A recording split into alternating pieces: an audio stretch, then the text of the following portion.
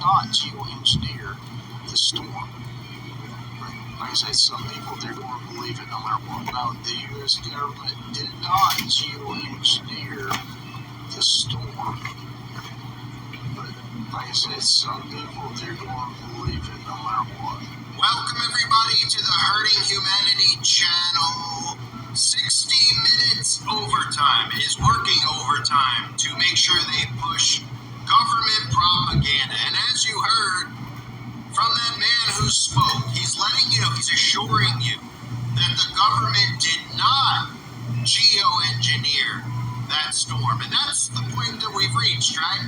Where the government's focus is more on conspiracy theories than it is on aiding victims of supposed natural disasters, because they're not actually natural disasters. And if you didn't notice, as always, this is the calling card of the U.S. government, the duping delight on his face after he lets you know that that storm was not geoengineered. But it's pretty amazing that we're at a point where they're actually talking about geoengineering, because they're admitting to the truth that geoengineering is real. So now it's a matter of, do you trust your government enough to realize that they would never do this to you? Well, didn't your government just lock you up for a couple of years? Didn't your government just tell you that if you didn't do what they said and put something that you didn't know inside of your body, that you would lose your job, that you would be shamed out in the open? Didn't they force you to wear a diaper on your face? So, yeah, I think most people out there should realize that, yes, the government would do that to you, but 60 Minutes has gone overtime to push some propaganda that I have to share with you in regards to misinformation. Because, of course, again, that's the top priority right now, is making sure people don't wake up versus actually helping and aiding people. And they will use a lot of propaganda like community, which is really another word for communism, and how the civilians, the government, FEMA, we're all in this together, ladies and gentlemen. We're only in this boat actually because of the government, who is now using FEMA to herd people out of their land and use our tax money to buy and seize their land. So some of the theories you're going to hear in the piece that I'm going to play for you are the theories that they want out there. There are certain conspiracy narratives that the government puts out there. The $750 aid from the government. That's one of the things they do to gaslight people and make them very angry at the government. Saying that's all the money that you're going to give to these poor victims. The other narrative, of course, is that all the FEMA housing and everything else that's going up is going to be used for illegal immigrants, or the FEMA funding is going to be used for illegal immigrants, because that's one of the talking points that they've wanted out there. But if you're new to all this and you don't understand what's going on right now, look at it as if you had a field. And in that field, you had a bunch of cattle, and you wanted to move the cattle from point A to point Z, right? But let's just say that your regular tactics of moving the cattle were not going to necessarily work, so you had to use extreme measures to get the cattle from point A to point Z, because that's what you're seeing going on here. So the government is geoengineering and using weaponized weather, because they have a map of how they expect all of us to live, where they're going to have these entrapment camps, which they're just going to call smart cities, and they're going to tell you that it's fun and it's futuristic, but you're going to be stuck in these locations as we get closer to them pushing climate laws, but nobody out there seems to get it, right? So they're trying to move people like that. They're using geoengineered weather modification to flood out specific areas that they're targeting. It's about more than just seizing lithium and seizing assets and resources. Does that factor in? Of course, it factors in, but there's a bigger plan at play here. So once they hit you with weaponized weather, what we're told is that they're natural disasters. Then we're told that naturally FEMA is supposed to come in and they're supposed to aid people. But what you don't realize is really occurring is they're actually creating the storms. And FEMA is sent in to make sure outsiders don't get it, because they don't want outsiders assisting anybody who's living there and helping them get back on their feet. The government wants to assist people in getting back on their feet, but not how you think. They've set up assisted living, assisted housing. They're trying to remove you from your land, get you used to living in government-assisted housing. Little cubicles that they make, little, dystopian, nightmare-looking trailer parks, so to speak. So the government comes in, they prevent outsiders like me and you from going in and helping the civilians. Then they blame us for the lack of help, which you're about to hear, because we're spreading what they call conspiracy theories. It makes it very difficult workers, because apparently they're spending their entire day on YouTube, even though YouTube fully censors stuff like this, or on other platforms listening to people like us talk, and it's making it hard for them to, hand out bottles of water or lift debris, the things that they're supposed to be doing, right? But they're not really doing that. And they're trying to tell you that people like us are really making it harder on the people who got their lives destroyed, their homes destroyed, lost loved ones, lost neighbors. We're making it hard on those people because we're preventing the actual workers, the government workers, from helping them because they're too distracted listening to conspiracy theories. And that's why they created that PSYOP, which is an immediate telltale sign, right?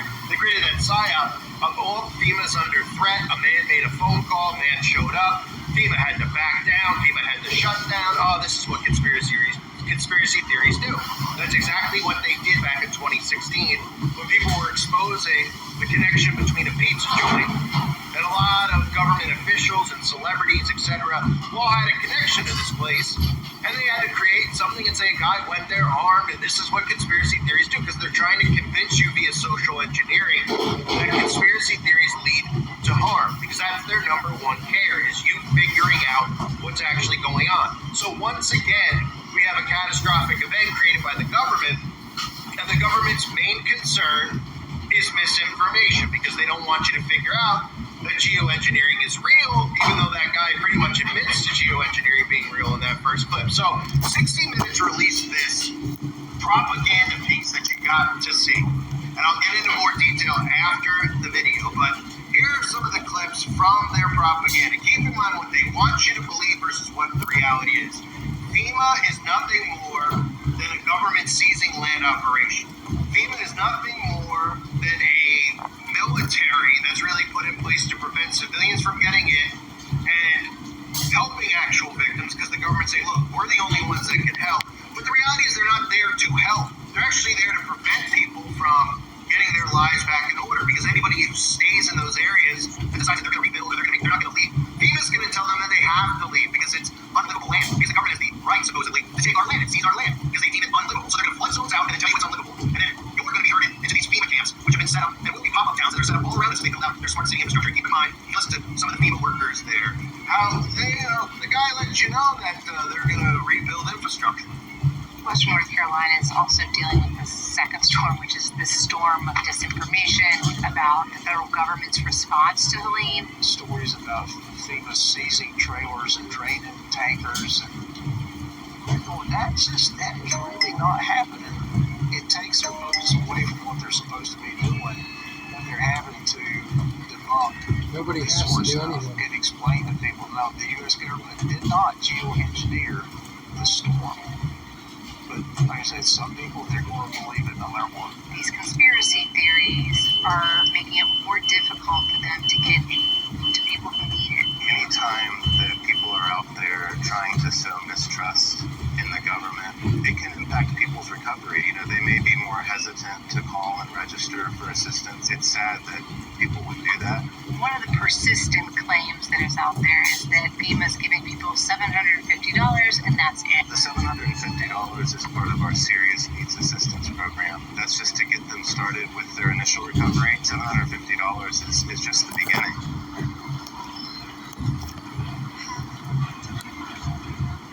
FEMA has set up a hurricane rumor response webpage debunking false claims like this one.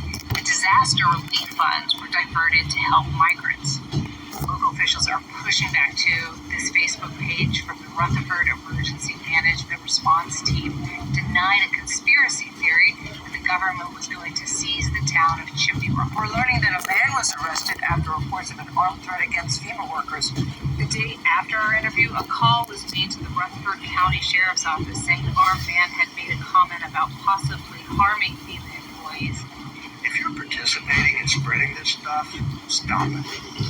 Whatever your aim is, the people you are really hurting are those in Western North Carolina who need help. What are the priorities as far as next steps for FEMA? We're transitioning into getting the infrastructure back up and running. We are already starting to talk about housing programs. We've got thousands of people in hotels temporarily here in North Carolina as well. So it's going to be an iterative process. We're going to take a while. Yeah, and at the end of the day, we're all in it together, the local governments, the citizens, the state government, even. We're transitioning into getting the infrastructure back up and running. We are already starting to talk about housing programs. The U.S. government did not geoengineer the storm. But like I said, some people, they're going to believe it no matter what. So it's laughable how important it is to the government to combat misinformation versus actually doing their job. And the reason they have to do this is because people are waking up, because people are feeling government distrust, and they should. For them to sit there with a straight face, or at least attempt to have a straight face, and say, well, these people out there spreading misinformation are causing government distrust. The government is the one who has already shown us that they've gone rogue. And anybody out there that didn't realize it after what occurred in 2020 needs to slap themselves in the face and wake up. Because the government proved that they've gone rogue. The Republicans, when Operation Warp Speed was rolled out, and the Democrats working together against the civilians. But as long as they keep you divided in that left-right trap, everybody out there is going to stay thinking that there's going to be a hero rising up on one side or the other. Now, people out there that don't see all these coincidences happening at once are either brain dead or they're just regressing as human beings, which I've talked about how human beings psychologically regress and they start acting like children again when they're confronted with things like what we're seeing right now, because they can't face confrontation. And the confrontation they're facing is a rogue government who is weaponizing weather, who is locking you in your homes, who is getting you to poison yourself with nanotechnology. I mean, there's so many things that they're doing right now, and everybody out there should be able to see it. You're definitely feeling it. You're definitely feeling it. You might not be understanding it, but that's what people like me are here to try to help you understand, because there's a lot of things happening at once, right? There's a lot of things happening at once. The towers that have popped up, the geoengineering with the weather, getting certain tech inside of your body, the switch over to digital ID, the carbon laws and the carbon footprint. These things all tie in together, so you have to pay attention. And little by little, you have to start wrapping your head around exactly how all this works. Because if you're not paying attention, you're going to get sucked into it and duped into it, either being exhausted by it or just buying into their propaganda that they're pushing. So you heard the guy, of course, with his grin on his face say it's not geoengineering. You heard the guy talk about infrastructure, right? Because that's the key here. The infrastructure. They want to rebuild the infrastructure. But what he doesn't tell you is that getting the infrastructure back up isn't the old infrastructure. It's a new infrastructure, right? And of course, our alliance is creating smart city governance is, of course, the World Economic Forum's main goal, right? The fourth industrial revolution that they constantly talk about, and the Great Reset that we're currently in, has to do with all of these things, right? That's what this has to do with it. All our world leaders, supposedly elected or not elected, go to these meetings and they talk about not only how we need a Great Reset, how we need how we need AI governance. The only way to do that is to sabotage the current infrastructure, which is what you see going on right now. So some of the key points in there that people need to pay attention to, of course, not only their desperation of how they have to bring out the governor, they have to bring out all these government officials and agents to talk about how dangerous we all are, so that they can hit the surface level thinking of most of the civilians out there to think that we're the enemy, that we're putting up barriers that prevent the government from helping. With most civilians should be saying, who cares what those people are saying online? If what they're saying is crazy, it shouldn't prevent people who work for the government from actually helping civilians. But what they do is they create false flags around it, right? Some guy calls in, he heard a conspiracy theory, and he says he's going down to FEMA and he's going to confront the FEMA workers because he was listening to somebody on YouTube, right? Then they want us to take accountability for it. Well, we're actually just piecing together what's really occurring. Because if you actually understand how FEMA works, this whole $750, oh, FEMA's going broke. They want these narratives out there that you believe. They want you to believe that FEMA.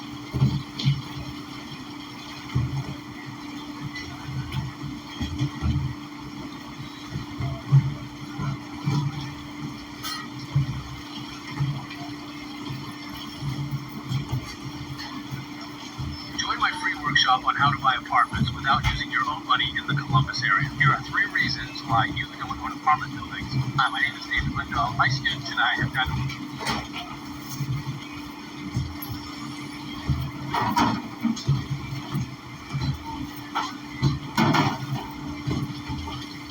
over $8 billion worth of real estate transactions. If every one of them learned these 3 things before they bought their first apartments. Number one, more complicated than single-family flip. It's actually way easier and much more profitable than your average single-family. Number two, you're probably thinking, hey, rich people, it costs millions of dollars to buy apartment buildings. And that's not true. Because I teach my students how to invest into their deals. You're not putting any of your own money at risk.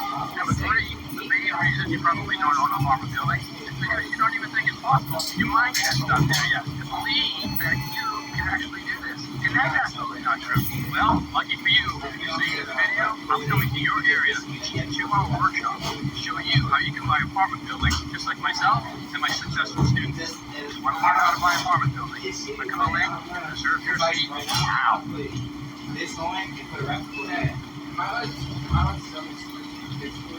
So just in case y'all didn't know, the government is actually lying to us and stealing from us. The last subsidy agreement you got was not the actual last subsidy payment you're owed. You're actually owed a $6,400 payment on the government, and it's under the American Aid Program. There's a slight difference between this one and the last one, and that is that they're not going to tell you about it. You actually have to call in, and really the only requirements that they have is that you're under 65 and that you're an American, but they owe you this payment. So there's a link below. All you have to do to actually get this payment is click the link below and then give them a call. It will really only be about 2 questions. Is out there that you believe, they want you to believe that FEMA's going broke because FEMA is housing illegal immigrants, okay? FEMA has at least $4 billion, which has all been funded via our tax money, okay? That money is not there to provide assistance for people after these storms hit. It's to seize land. It's for government buyouts. They're buying out people's land and property with our tax money. We're funding the entire operation that's going on. But there's narratives that they want out there, and then there's real narratives. The narratives that they want out there is $750 illegal immigrants. What they don't want you to realize is that the entire FEMA operation, the entire setup, and the entire legality of it all is that FEMA and the government can seize your land. But they need propaganda like you heard at the end of the video of how FEMA, your local government, your federal government, the civilians, we're all in this together, right? Because this is your most common brainwashing, your oldest communist propaganda in the book that they're currently using. Community, love. Instead of facing people who are doing this to people, if every civilian out there realized that they were being played, if they woke up and they realized that, wow, I'm being completely played, these people are not working for me. You saw some secret conversation between Biden and Trump, or something that would make you snap out of the left-right paradigm. Snap out and realize, wow, our vote actually doesn't even count in the first place. There would be an actual revolution. There would be an actual stopping of this from occurring. But meanwhile, while the civilians are so divided, most civilians are trying to disarm other civilians via the propaganda that they're seeing, which would actually empower this rogue government even more. So the articles that are out there talking about how FEMA, Politico and stuff have released articles this week talking about how the North Carolinians probably won't take the federal buyouts after Hurricane Helene. Well, guess what? They're just going to keep hitting you over and over and over again if you don't take the government buyout, because they have a map that we can't see of where they expect all of us to be. And they're going to make all these areas unlivable. They're not going to fix these areas. They're not going to bring you back in. Ask the people in Lahaina. They put you into temporary housing. It becomes permanent housing. You think if they told you that the FEMA housing was permanent, that you didn't go into it? No, of course you wouldn't. It's like, oh, look, temporary housing. Ooh, I feel so special. They're putting me up in a hotel. Yeah, go to a hotel for a week, okay, and then stay there an extra 3 weeks. That hotel, the first week you're there, you're excited, you're on vacation. You're like, this is great, I'm on vacation. You'll want to get out of there after about 4 weeks. You'd say to yourself, okay, I'm sick of living in a hotel room. This ain't great. This ain't special. It's like being in a prison cell almost, right? And suddenly it's not a vacation anymore. It ends up being like a prison that you're stuck in, right? But they don't, when you go on vacation, it's a vacation. It's temporary. You're not told when you go to the hotel room that you're going to live in there for the rest of your life. Otherwise, you probably wouldn't go, right? They're like, hey, you're going to Aruba? Well, okay, Aruba's great. But it's not so great in the off-season and hurricane season. It's certainly not great if you're living in that hotel room that's about 700 square feet with your family of 4. life. You'd say, well, I'm going to think again about that.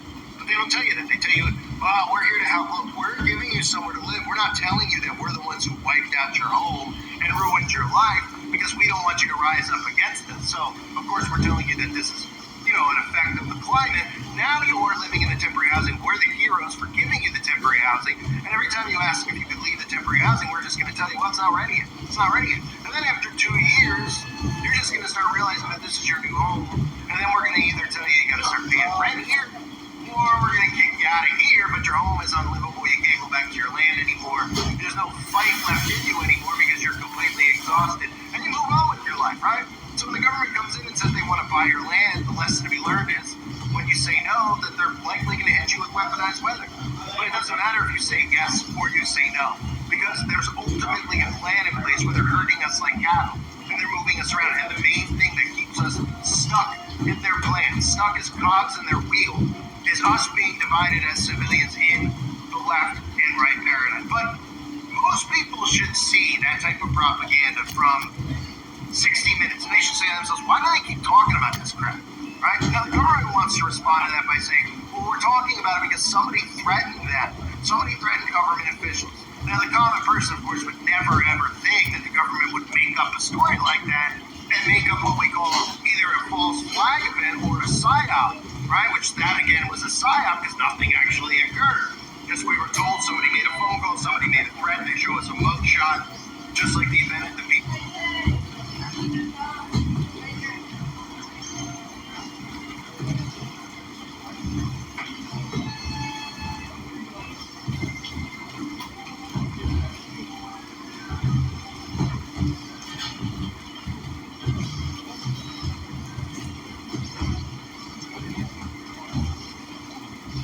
We're supposed to believe that it's real. So then our brain is supposed to tell us that people who talk about this or question the government's narrative are dangerous because their thoughts are leading people to action, right? It's all make-believe. It's make-believe so that you don't question all these things that are happening at once, which you should automatically be suspicious of. The government is doing this. The government isn't just overreaching in your life.